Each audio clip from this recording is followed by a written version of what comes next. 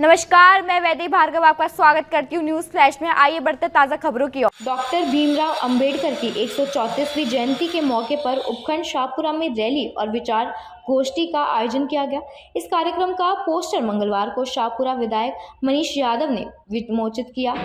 विधायक मनीष यादव ने बाबा साहेब के योगदान को याद करते हुए कहा कि उन्होंने हमेशा समानता और शिक्षा की अहमियत को समझाया और समाज के हर वर्ग को प्रेरित किया। 14 अप्रैल को बिरादा मोड़ से विशाल रैली शुरू होगी, जो उपखंड कार्यालय, नगर पालिका और सरकारी अस्पताल होते हुए आदर्श कॉलोनी के पार्क पहुंचेगी, जहां विचार गोष्ठी आयोजित होगा। रैली में महापुरुषों और संविधान की प्रस्तावना के चित्रों का प्रदर्शन किया जाएगा। कार्यक्रम में कई प्रमुख लोग शामिल होंगे, जैसे सावरमल विमाल, मुकेश खुरानिया, बद्री सैनी, नाथूलाल सैनी और अन्य। आयोजक सभी से रैली और गोष्ठी में बढ़ चढ़कर हिस्सा लेने की अपील कर रहे हैं।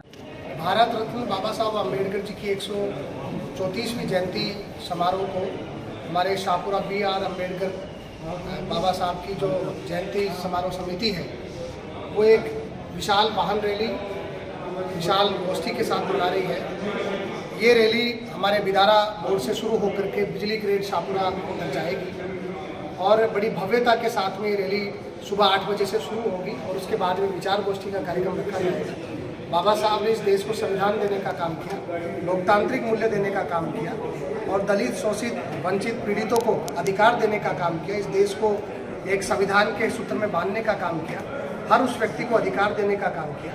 तो ऐसे महामानव की जयंती पर हम सब लोग बड़ी संख्या में 14 अप्रैल को पहुंच करके हमारे शाहपुरा में इस ऐतिहासिक कार्यक्रम को बड़ी मजबूती के साथ मनाएं और इस रैली को सफल बनाएं, इस विचार गोष्ठी को सफल बनाएं और बाबा साहब के जो सिद्धांत थे उनको जन जन तक ले जाने का काम करें।